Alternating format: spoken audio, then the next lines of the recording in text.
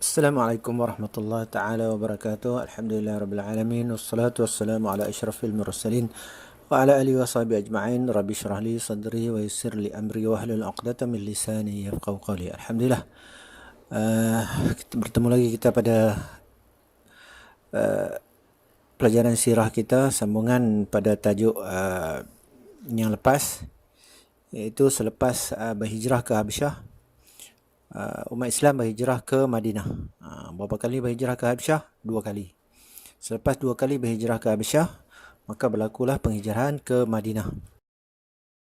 Baik, kita tengok layanan orang Yathrib, iaitu nama lama Madinah. 1. Sebelum kedatangan Islam, Yathrib tidak mempunyai seorang pemimpin dan pemerintah rasmi. Kuasa pemerintahan dipegang oleh ketua suku kaum masing-masing sahaja. Oleh sebab itu, sering berlaku permusuhan dan peperangan antara suku kaum di sana. 2. Kehadiran Rasulullah SAW ke Yathrib disambut dengan gembira dan meriah dengan iringan nasyid Tala'al Badru Alaina oleh penduduk Yathrib. Mari tengok nasyid ya.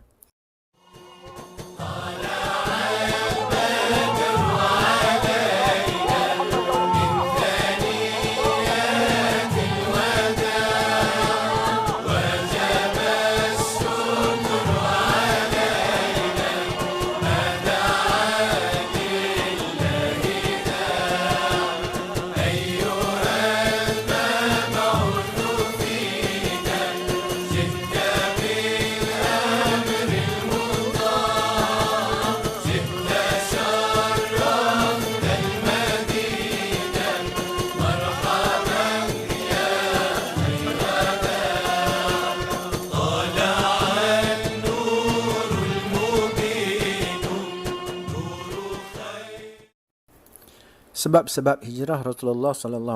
Nombor 3. Bai'atul Aqabah. Semasa perjanjian Aqabah kedua, perjanjian Aqabah ni berlaku di Mekah. Terdapat jemputan daripada penduduk Madinah agar Rasulullah SAW datang ke Madinah untuk menjadi pemimpin mereka. Atas sebab itu Rasulullah SAW berasa sudah tiba masanya orang Islam untuk berhijrah ke Madinah.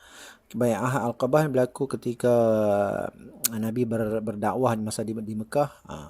Orang-orang Madinah pergi Mekah, mereka buat haji dan mereka bertemu dengan Rasulullah. Kemudian mereka masuk Islam. Masa mereka masuk Islam itulah mereka pelawar Nabi untuk pergi ke Madinah untuk jadi pemimpin di sana. Okay, nombor yang seterusnya.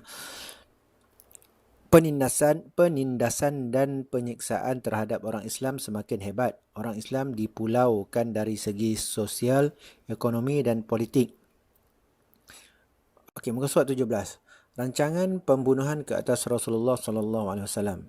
Keselamatan Rasulullah SAW tidak lagi terjamin apabila terdapat pakatan untuk membunuh Rasulullah SAW oleh kafir Quraisy dalam mesyuarat di Darul Nadwah.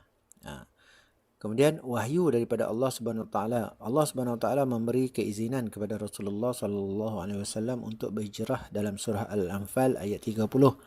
Yang memberi perintah kepada Rasulullah SAW tentang pakatan, yang memberi peringatan kepada Rasulullah SAW tentang pakatan Quraisy untuk membunuh Rasulullah. Itu antara sebab-sebab Rasulullah berhijrah ke Madinah. Pertama, jemputan ketika Bai'ah Aqabah berlaku.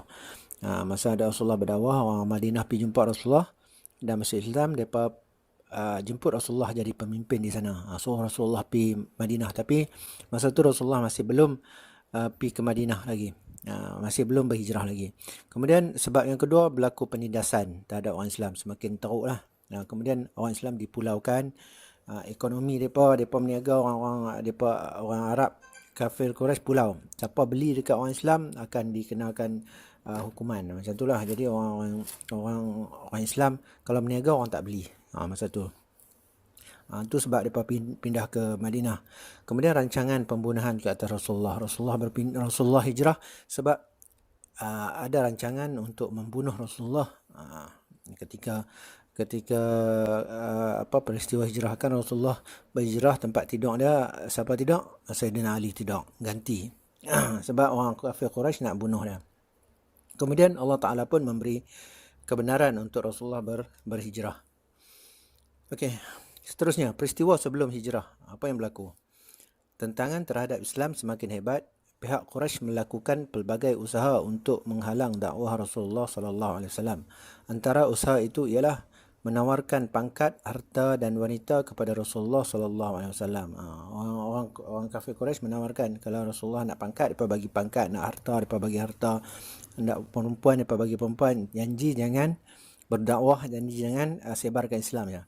Yang kedua, mengenakan sekatan ekonomi terhadap orang Islam. Orang Islam dikenakan sekatan ekonomi, tak boleh berniaga, nak mai beli pun mereka tak bagi. Jadi orang Islam berada dalam keadaan kesempitan, nak makan pun tak boleh.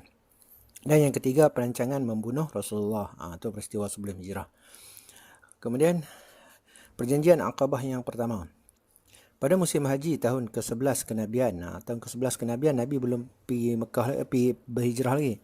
6 orang penduduk Yathrib, iaitu penduduk Madinah, memeluk Islam dan mereka telah menyebarkan agama Islam setelah pulang ke Yathrib. Maknanya di Madinah ni orang dah peluk Islam dah. Ramai dah orang Islam di Madinah sebelum Nabi berhijrah. Orang Madinah sendiri memeluk Islam sebab orang Madinah pergi jumpa Rasulullah dan mereka masuk Islam dan mereka balik berdakwah. 2. Hasilnya pada musim haji tahun ke-12 kenabian, 12 orang penduduk Yathrib telah menemui Rasulullah SAW di Aqabah, Mina, untuk mengadakan perjanjian setia yang dinamakan perjanjian Aqabah pertama. Itu Bai'ah Aqabah itulah. Dalam perjanjian itulah mereka berjanji untuk taat kepada Nabi dan membantu Nabi, dan kemudian mereka ajak Nabi pergi Madinah pada masa itu. Isi perjanjian Aqabah pertama, muka surat 18, tidak mensyirikkan Allah, tidak mencuri, tidak berzina, tidak membunuh anak, dan tidak berdusta, dan berbuat baik.